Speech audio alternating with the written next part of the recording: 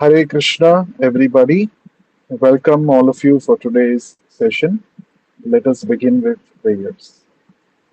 Nama Om Vishnu Padaya Krishna Presthaya Bhutale Srimate Bhakti Vedanta Swamin Niti Namine Namaste Saraswate Deve Gauravani Pracharine Nirvishesha Shunyavadi Paschatya Deshatarine जय श्री कृष्ण चैतन्य प्रभु नित्यानंद श्री अद्वैत गदाधर श्रीवासादि गौर भक्त वृंद हरे Krishna Krishna Krishna Hare Hare Hare Ram Ram Ram Hare Hare. Reading from Sri Ishopanishad by His Divine Grace Vishwaguru Abhay Charanaраvinda Bhakti Vedanta Swami Srila Prabhupada. Mantra 2. Kurvan eveha karmani jiji visheshatam samaha evam tvayinanyate tosti na karma lipyate nare. Word to word meaning. Kurvan, doing continuously. Eva, thus. Iha, during this span of life. Karmani, work. Jijivishet, one should desire to live. Shatam, 100. Samaha, years. Evam, so living. Twahi, unto you. Na, no. Anyatha, alternative. Itaha, from this path. Asti, there is. Na, not. Karma, work. Lipyate, can be bound. Nare, unto a man. Translation and purport by Vishwaguru Srila Prabhupada. Translation. One may aspire to live for hundreds of years if he continuously goes on working in that way, for that sort of work will not bind him to the law of karma. There is no alternative to this way for man.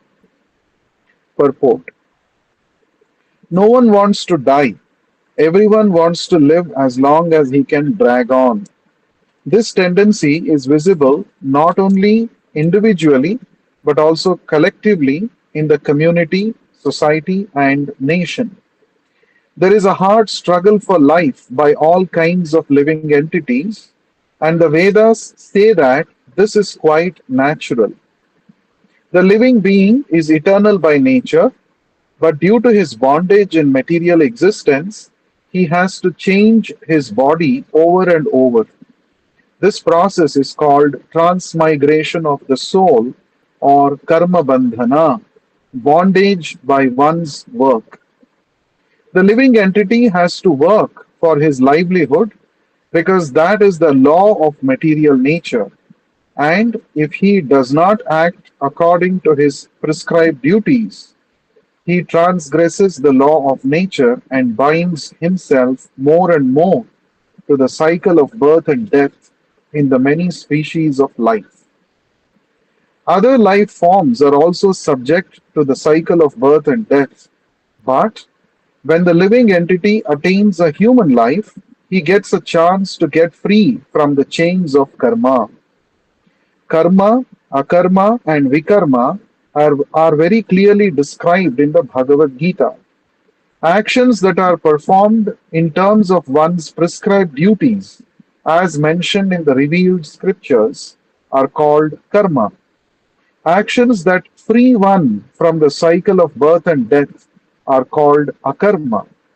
And actions that are performed through the misuse of one's freedom and that direct one to the lower life forms are called vikarma. Of these three types of action, that which frees one from the bondage to karma is preferred by intelligent men. Ordinary men wish to perform good work in order to be recognized and achieve some higher status of life in this world or in heaven But more advanced men want to be free altogether from the actions and reactions of work. Intelligent men well know that both good and bad work equally bind one to the material miseries. Consequently, they seek that work which will free them from the reactions of both good and bad work. Such liberating work is described here in the pages of Sri Ishopanishad. The instructions of Sri Ishopanishad are more elaborately explained in the Bhagavad Gita, sometimes called the Gita Upanishad, the cream of all the Upanishads. In the Bhagavad Gita, chapter 3, verses 9 to 16, the personality of Godhead says that one cannot attain the state of Naishkarmya or Akarma without executing the prescribed duties mentioned in the Vedic literature. This literature can regulate the working energy of a human being in such a way that he can gradually realize the authority of the Supreme Being. When he realizes the authority of the personality of Godhead Vasudeva or Krishna, it is to be understood that he has attained the stage of positive knowledge. In this purified stage, the modes of nature, namely goodness, passion, and ignorance, cannot act, and he is able to work on the basis of Naishkarmya. Such work does not bind one to the cycle of birth and death. We will stop here and continue to read later on. First, we will discuss the important points that we have read so far. So, yesterday we completed understanding Mantra 1 of Sri Ishopanishad. Ishopanishad, as I mentioned, is a very important Vedic literature. It is an Upanishad which is part of the Yajurveda. And we saw in the first invocation mantra, we saw that how the Supreme Lord is complete in Himself, and we, being His emanations, we are also complete in ourselves.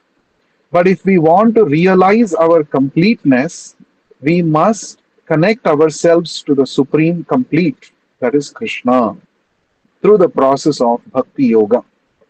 Then in the mantra 1, we saw that everything that is present in this material world, both animate and inanimate, are controlled and owned by the Supreme Lord. Nobody is a proprietor in this material world. Ultimately, all our possessions are the property of the Supreme Lord. And we must accept only those things which have been set aside as our quota by the Supreme Lord. And we should consciously be aware that the Supreme Proprietor is the Supreme Lord and not ourselves. This is what we have understood so far in Ishopanishad, and we also read very beautiful purports of Srila Prabhupada, which throw light on these two verses. Now we are going to mantra 2, the second mantra of Ishopanishad. Kurvan eveha karmani.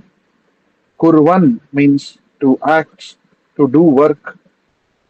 Eveha, eva iha. Eva means in this way. In which way? In the way that was described in the first mantra. Acting in a way which is described in the first mantra, karmani, doing one's work during his lifespan. Jijivishet. Jijivishet means the desire to live longer. Right? In the Bhagavad Gita also, Arjuna uses this word in the very beginning, Jijivishamaha. Arjuna says, I don't think I should desire to live longer by killing my relatives. This is one of the arguments that Arjuna puts forward. There this word Jijivishamaha comes. Jijivishet means desire to live longer. So this is quite natural for everybody. Srila Prabhupada explains. Everybody wants to lead a long duration of life. Nobody wants to die. That is because We are not this body, we are the soul, and the soul by default is eternal. The soul has no death. So, soul always exists. That is the innate nature of the soul, to always exist. Therefore, nobody wants to die because we are eternal beings. So here it is saying, Kurvan eveha karmani jijivishet shatam samaha. Shatam means 100. Samaha means years. To live for 100 years. That means the Ishopanishad is saying, if you act, if you live with this consciousness that everything in this world is the property of the Supreme Lord, He is the Supreme Controller, then you can desire to live hundreds of years. There is no problem at all. You can live for a long period of time. Why? Because your actions are in line with the Lord's plan. So, this is called leading a spiritual life. Spiritual life means to live with the consciousness that I am a servant of the Supreme Lord and I am not independent controller. I am a servant of the Lord and I must act according to His instructions. I must always be conscious that Krishna is my master. Krishna is the master of everything. So, in this way, if one leads his life, then Ishopanishad says he can desire to live, such a person can desire to live, aspire to live for hundreds of years if he is continuously working in this consciousness. And then it says, Evam Tvai Nanyatheto Asti. Evam, so living, Tvai, unto you, na anyatha itaha. Na means not, anyatha means alternative, other. Itaha, from this path of leading a spiritually conscious life, na asti, there is no other way to lead one's life. Na karma lipyate nare. If one wants to become free from karma lepa, lipyate means to be bound by karma, nare unto a man. So, that sort of work which is performed with the consciousness that I am not the proprietor, I am not the enjoyer, Krishna is the proprietor, Krishna is the master, Krishna is the enjoyer. With this kind of consciousness, if you do all kinds of work, that will not bind us to this material existence. And if one wants to get rid of this material existence, then one has to work in this consciousness only, and there is no alternative to this. That is what Ishopanishad is saying. This mantra is saying, Na karma lipyate nare. So, Prabhupada begins the purport by saying that everybody has a tendency to live forever. Given an option, nobody wants to die, isn't it? Not only individually, there are, we aspire to live, collectively also for a long period of time. That is why, suppose there is a Lions Club. Oh, Lions Club is celebrating 125 years anniversary, and they all will celebrate. They all will have week-long programs to celebrate. Oh, 125 years Lions Club has completed. They all feel, oh, I am part of this such a club which has been there from 125 years. They take pride in saying this, right? For example, we also celebrate Independence Day. We have completed. The country has, they say, our Prime Minister keeps saying that we are in a diamond era, right? So we are the future of the world lies in India's hands. All such things. So India has got independence now. We are not under foreign rule, and we are celebrating it for many years now. So we all have this tendency. Why do we want to celebrate the anniversary of a club or an organization or birthday of a person?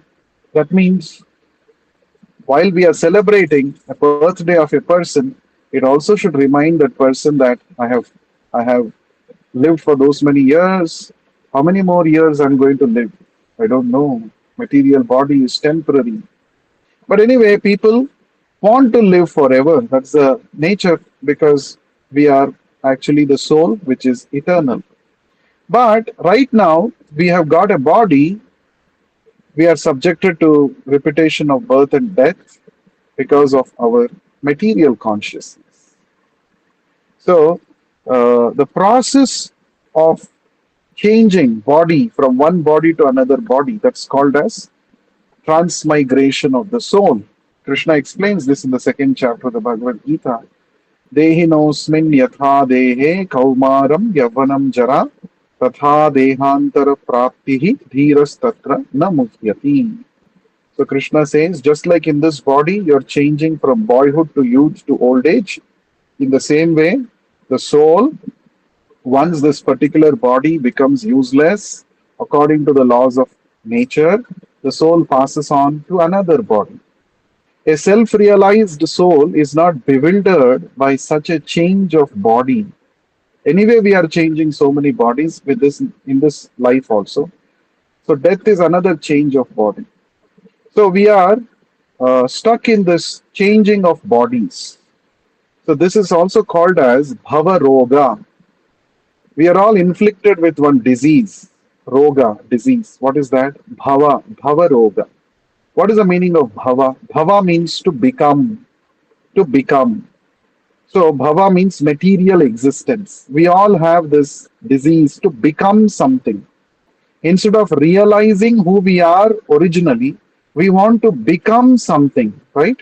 We ask a child who is studying in the school, what do you want to become when you grow old?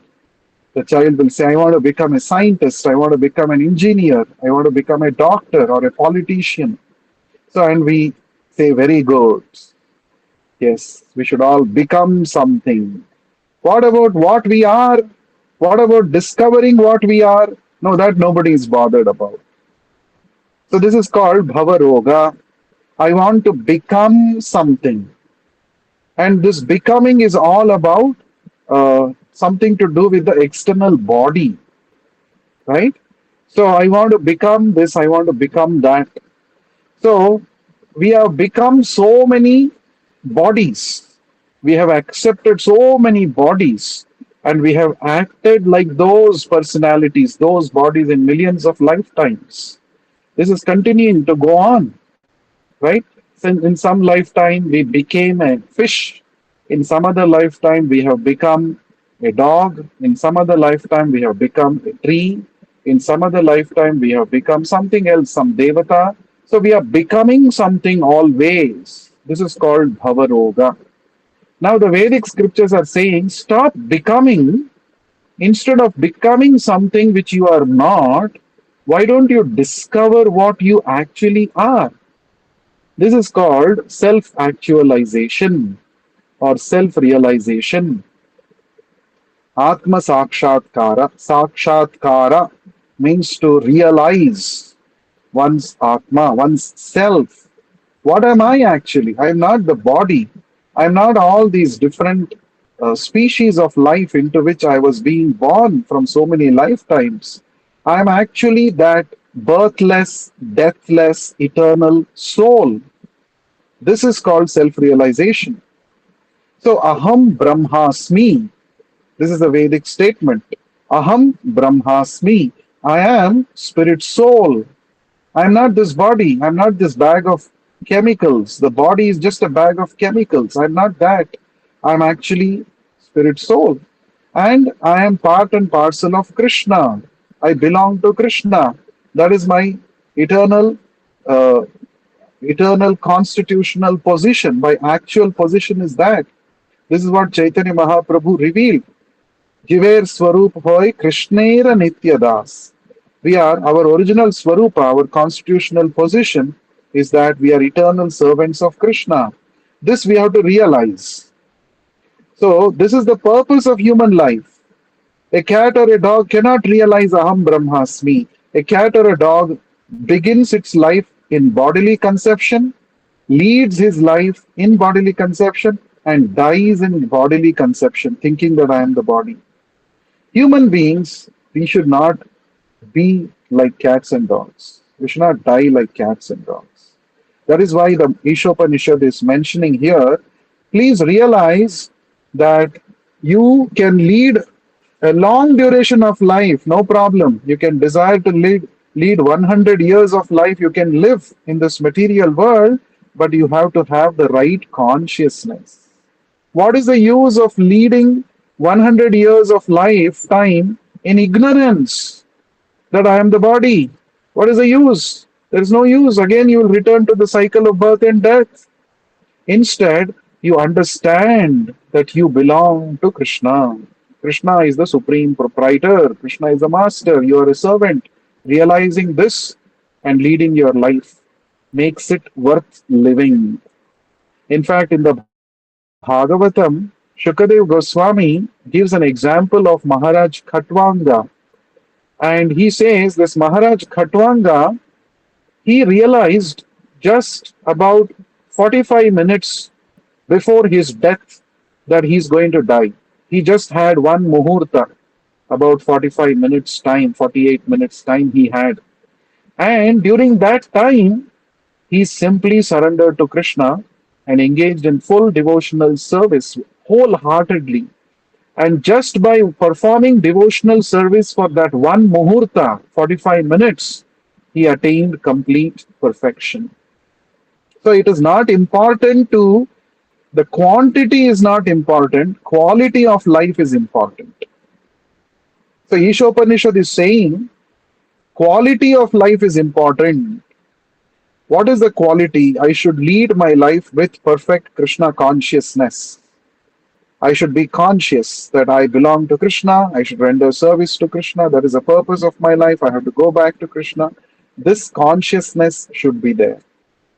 Otherwise, what is the use of leading a life full of ignorance in bodily conception for hundreds and hundreds of years? There is no use. So, the Vishnu Purana says, Yan muhurtam kshanam vapi vasudevam na chintayet sahanihi samaha mahad vibhramaha. So, Vishnu Purana says, that moment of time which is passed without thinking of Vasudeva, without thinking of Krishna, is actually the greatest anomaly, the greatest disaster in one's life. Yan muhurtam kshanam vapi vasudevam na chintaye. So we have to be always conscious of Vasudeva, of Krishna. What is Vasudeva means? Sarva bhuta nivasosi Vasudeva namostute. Krishna is called Vasudeva for two reasons. One reason is, of course, he accepted Vasudeva as his father, therefore he is called Vasudeva. But another reason is he is present within the heart of every living entity. Sarva bhuta nivasosi Vasudeva namostute. So he is present, he is nivasati, he is residing within the heart of every living entity. Therefore he is called Vasudeva. So he is residing within our hearts, but we have no interest in him. We are only interested in performing karma and enjoying the fruits of that karma. So this is a very low consciousness life. It's not worth living in that way. That is what Ishopanishad in this mantra it is saying. So Srila Prabhupada is explaining three types of actions: karma, akarma, and vikarma. Karma means prescribed duties, the duties which are prescribed for us to be carried out by the Vedic scriptures, that is called karma. And opposite of this, forbidden activities, sinful activities, they are known as vikarma. So, and there is another category of actions called akarma. Akarma means those activities which will free you from the bondage, karma bandhana.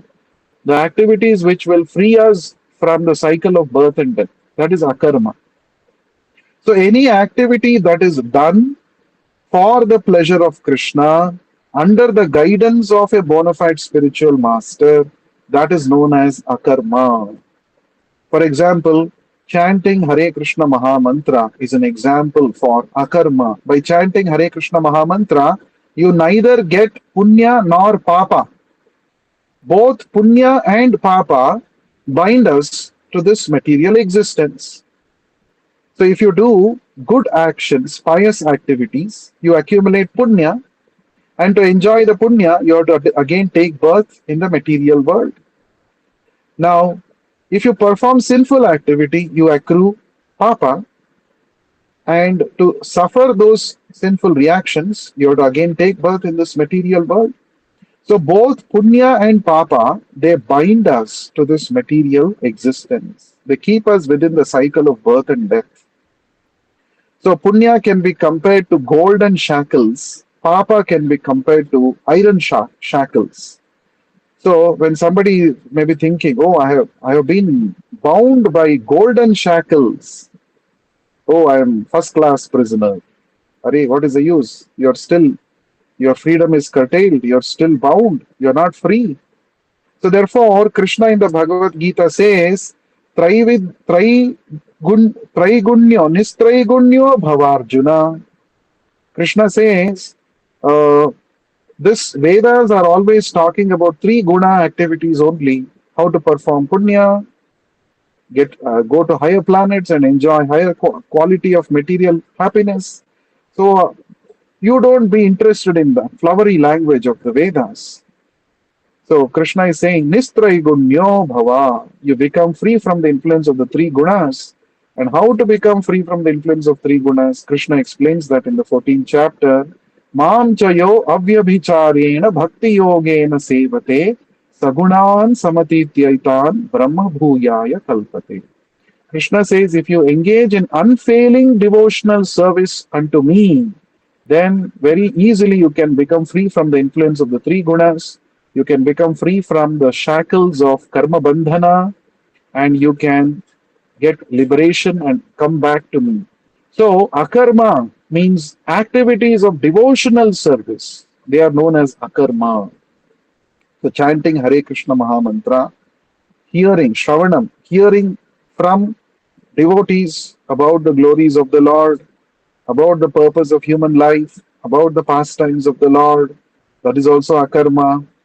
Sharing this knowledge of Krishna consciousness with others, that is also akarma, right? Performing any kind of devotional activity that is prescribed in the Vedic scriptures and sanctioned by the spiritual master, they are known as akarma. So, intelligent people perform akarma. That is what Srila Prabhupada is saying. In the Bhagavatam also, it is said that those who are intelligent in Kali Yuga, they take up the process of chanting Hare Krishna Maha Mantra. Only intelligent people. Krishna Varnam Tvisha Krishnam Sangopangastra Parshadam Yajnaihi Sankirtana Prayaihi Yajantihi Sumedhasaha. Medhas means intelligence. Sumedhasaha means those who are very intelligent.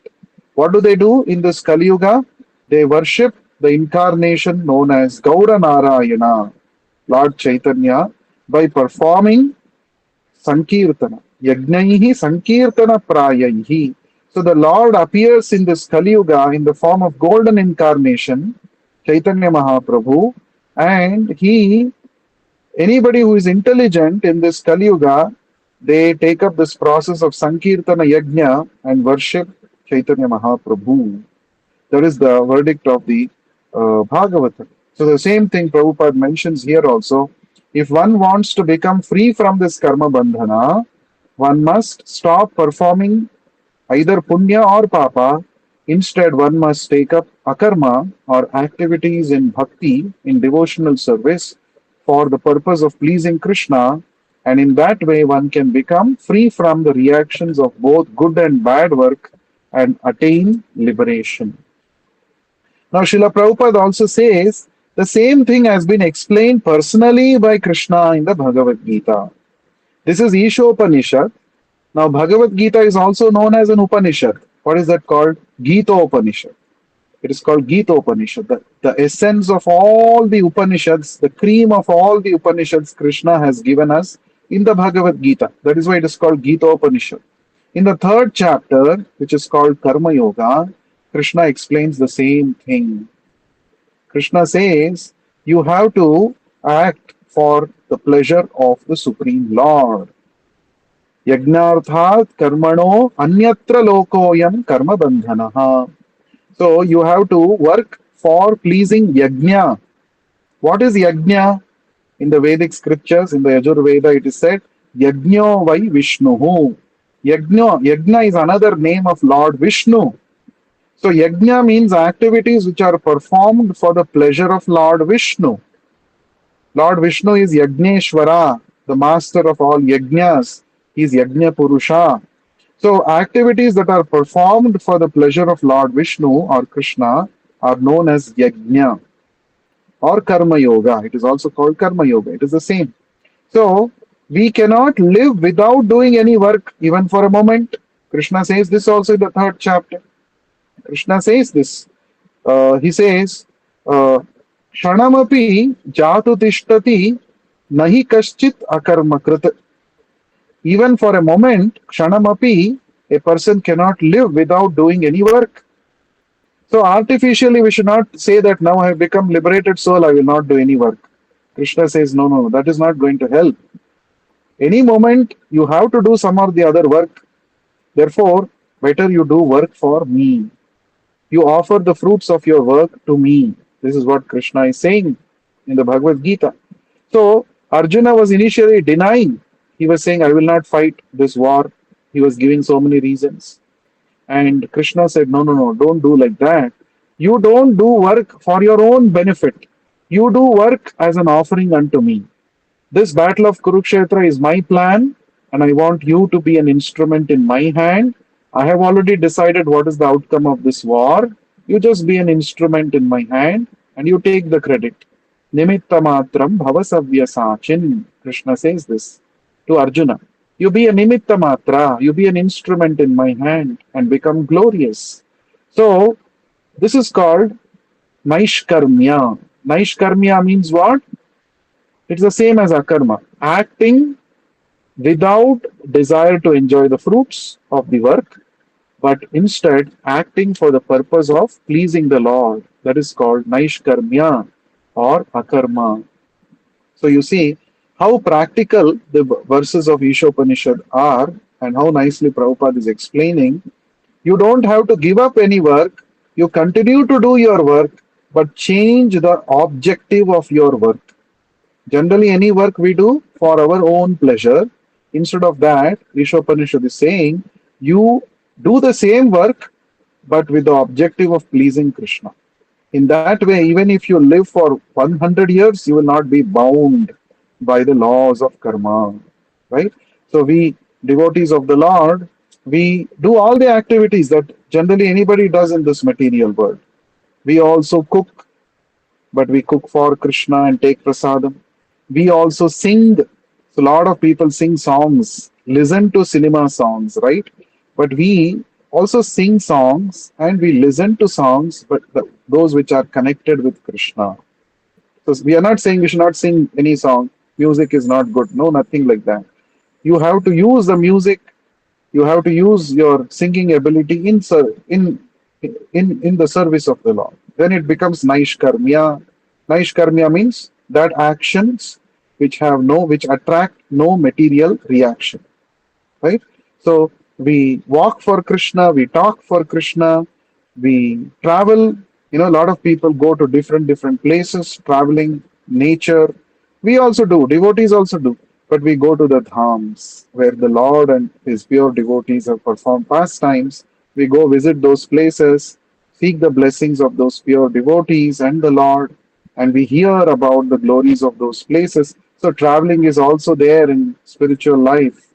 So there is no denial of any propensity. All kinds of propensities are engaged, dovetailed in Krishna consciousness with Krishna in the center. Then it becomes Naishkarmya. And this kind of work will not bind us to the repeated cycle of birth and death. So there are some more important points Srila Prabhupada mentions in the purport. We will continue to read tomorrow and understand more about this.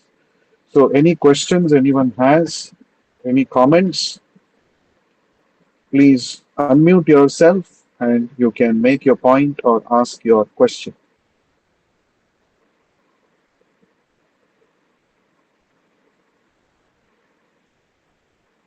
Okay, so we will continue to read tomorrow. Thank you very much for your valuable time. Shri Ishopanishad ki jai. Vishwa Jai. Guru Srila Prabhupada ki jai. Jai. Hare Krishna. Hare Hare Krishna Prabhu. Hare Krishna Prabhu.